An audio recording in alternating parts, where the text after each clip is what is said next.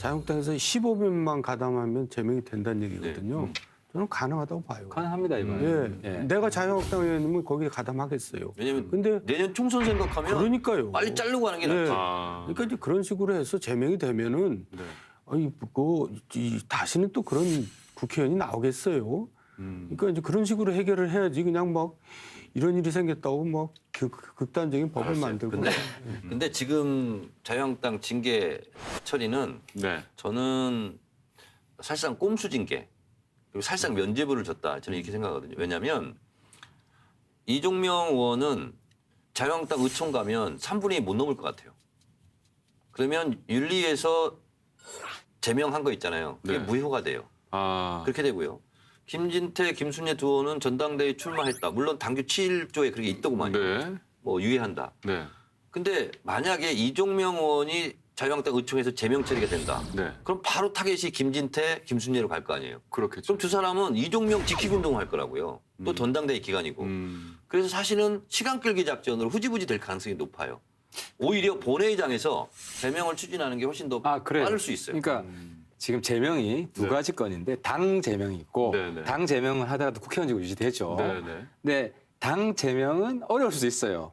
왜냐하면 그 한국당의 3분의 2가 네. 3분의 2가 출석의 3분의 2가 아니고 네. 제적. 총 의원수의 네. 3분의 2예요. 그래 거의 90명 정도가 네. 지금 110몇 명인데 근데 이제 국회에서도 3분의 2거든요. 네, 네. 근데 한국당에서 열 몇 명만 찬성해 주면 되는 거예요. 정확하게 199명만 동의하면 되잖아. 근데 이제 한국당에서 이런 양식 있는 분이 제가 볼 때 몇십 명은 돼요. 그러니까 네, 네. 김무성, 장재원, 또 무속인가요? 서청원. 서청원 네. 이미 이야기 이야기를 했잖아요. 했잖아요. 그러면 맞아요, 맞아요. 이분들이 세만 규합해도 그러네요. 그 정도는 되겠네. 그래서 지도부의 결단인 거예요.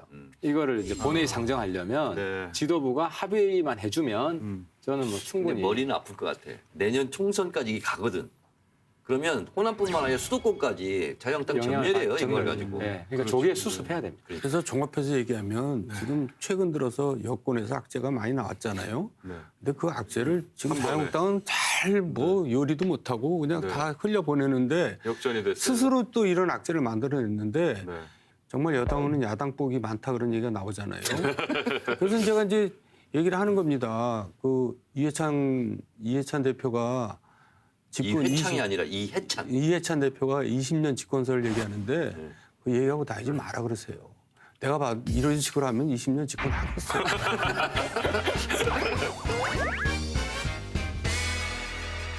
그 지난 공천회에서 새 의원이 공통적으로 주장한 게 있어요. 5.18 유공자 명단을 공개해라. 5.18 유공자라고 얘기하는 5,700여 명 중에 그 사진이 나라고 얘기하는 사람이 한 사람도 없습니다. 5.18 유공자를 다시 한번 색출해내야 되지 않겠습니까? 명단을 공개하는 것이 투명하게 하는 것이 진정하게 5.18로 인해 피해를 입은 분들을 위하는 일이다. 실제로 5.18 유공자는 이제 등급별로 다 다릅니다. 그래서 개인에 대한 프라이버시도 있고 그래서 네. 이제 공개를 안 하더라고요. 네, 네. 제가 그래서 알아봤어요. 그런데 거기에 이런 주장도 있습니다. 계엄군이 옛날에 무슨 전두환이 무슨 뭐 상 받고 훈장 받고 이런 것처럼 실제로 가해자인데 유공자로 돼 있을 가능성도 있다는 거예요. 그 명단은 가해자인데. 네. 그래서 그분들이 그 계엄군이 유공자로 둔갑해서 있을 가능성도 있다. 네. 그래서 이제 5.18 유공자인 서른호는 자기가 법을 내서 명단 한번 공개해 보겠다. 네, 네, 네. 근데 이제 제가 5.18 유공자 명단은 아니지만 여기 이제 5.18 기념 문화센터라고 있습니다. 네. 광주 상무지구에 있는데 네. 거기 안에 들어가 보면 당시에 참여했던 사람들 4천여 명. 네. 이 명단이 있어요. 이제 이분들이 대부분 유공자겠죠. 음. 근데 이제 명단을 공개하라는 것도 사실상 패소를 해서 공개하면 안 된다 이렇게 판결이 이미 나온 사안인데 어쨌든 서른 의원은 좋다 그러면 이번 기회에 한번 공개해보자. 네네. 근데 저는 개인적으로 최대한 프라이버시는 보장을 해주되 한번 네. 이번 기회에도 한번 가려봤으면 좋겠어요. 그렇죠. 근데 법적으로 안 되잖아요. 그래서 현행법을 개정하면 되죠. 현행법을 개정합니다. 그러니까 이 명단 공개 문제는 오히려 이제 의견이 일치해서 잘 풀렸는데 아무래도 이제 오늘 토론회를 하고 왔어요. 근데 이제 한국당은 유독 5.18 명단 공개만 주장을 합니다. 네. 근데 실제로 5.18뿐만 아니라 유공자, 네. 뭐 참전이라든지 4.19 그 고육제 4.19, 뭐 다 다 공개가 안 돼 있습니다. 그래서 네, 네. 그게 이제 법 때문에. 네, 네. 그래서 제가 5.18 단체들한테 만나서 여쭤봤어요. 네. 뭐 이거를 꼴리는 게 있습니까? 왜 공개 못합니까? 자랑스러운 건데. 네, 네. 그러니까 이제 단체들은 처벌받는다.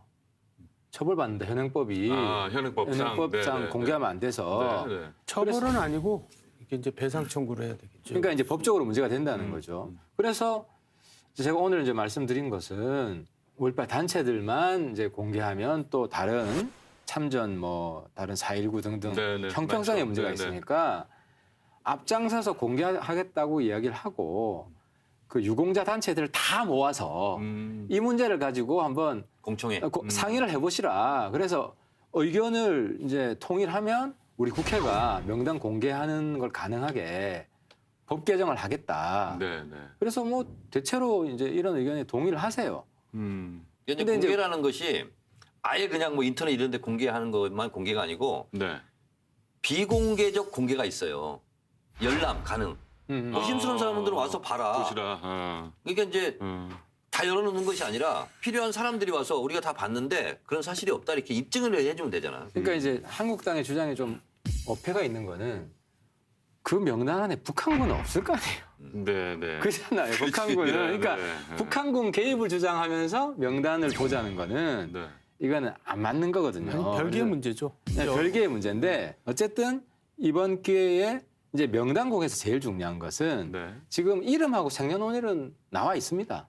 5.18 그 기념재단 지하에 다 있고 네, 네. 이 사람이 왜 유공자가 됐는지 그 이유를 공개하는 네, 네. 게 이제 핵심이죠. 네. 그러니까 이제 그분들의 주장은 엉터리들이 많다 이런 뜻 아니겠어요? 그렇죠. 그렇죠. 많다. 네. 갈라서 봐야 되는 거예요. 북한 특수군이 뭐 왔냐 안 왔냐 이거는 사실은 뭐 금방 가려질 거라고 보고 네, 네. 근데 이제 유공자 자격이 있냐 없냐는 가지고 이제 논란과 시비는 있을 수 있어요 네. 사실은. 이번 파문이 김진태 의원의 노이즈 마케팅이다. 뭐 이렇게 보는 시각도 있는데 그럴 수도 있을까요? 아 그건 아니죠. 김진태 의원이나 그 해당 의원들 적어도 몇 분은 네. 믿었습니다. 아, 실제로 실제로. 김진태 의원은 지만원 씨를 조사위원으로 가장 적극 추천했었고요. 그랬죠. 네. 그리고 본인이 가장 존경하는 사람이 지만원이라고 했습니다. 아, 그리고 존경하는 이유가 네. 광주 문제의 최고 전문가고 네. 사실 보수층에서는 뭐 지역 감정도 섞여 있지만 네. 광주 문제에 대해서 부정적 인식이 강합니다. 그걸 파고든 거죠. 네. 거기다가 딱 북한 문제가 있으니까 음. 사실 김진태 의원은 약간 극우층을 자기 지지 기반으로 하고 있기 때문에 이분들 좋아하는 이야기를 많이 하거든요. 여기 딱 걸린 거죠. 이번에 자기 함정에 빠진 겁니다. 근데 김진태 의원이나 이런 사람들이 그렇게 좀 돌발적인 또 아주 좀 특이한 행동을 하는 이유를 생각해 봤어요. 네. 그랬더니 좀 지지자들한테 취해 있는 면이 있어요. 아, 왜냐하면 정말 열광적으로 지지하거든요. 네. 수는 굉장히 적은 겁니다, 그게. 네, 네. 근데 개인적으로 따져보니까 저보다 낫더라고요. 저는 그런 열광적인 지지자가 몇 명 되지도 않아요. 근데 뭐 수백 명, 뭐 1,000명 이상 단위가 그러면은 거의 취해요. 그렇죠. 예, 네, 그리고 돈도 많이 거치더라고요. 나 깜짝 놀랐어요. 대한애국당 같은 경우는 버스도 있더라고요. 아하. 그래서 나는 뭐 버스는커녕 버스 임대할 돈도 없는데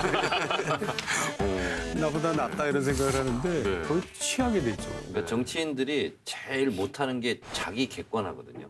그러니까 눈에 앞에 보이는 열광적인 지지자 있으면 세상을 다 얻은 것 같아요. 그렇죠. 취할 수밖에 없죠. 네. 하태경 의원께서 열어준 판도라 5.18 당시 북한군 개입설 가짜뉴스 퍼지는 이유는 탈북자 때문이다. 한 줄 평 부탁드리겠습니다.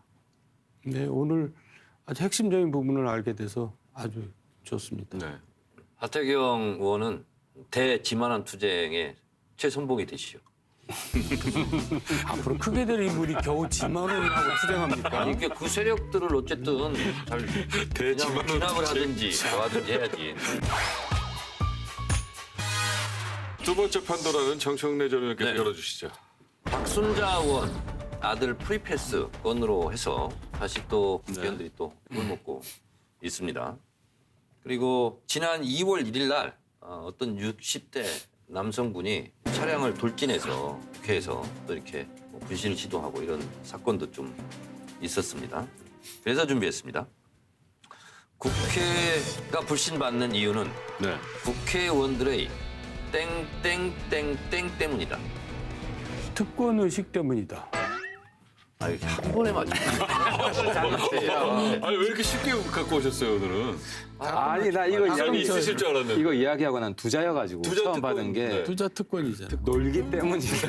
아, 그래서 나 쉽게 못 맞추려고 하려고 원래 대본은 두자였어요. 그치. 지금 이 순간에 네 자로 바꿨는데. 아 지금 오 바로 그걸 또 맞추시네요. 네. 눈치 없이 맞추면 어떡해.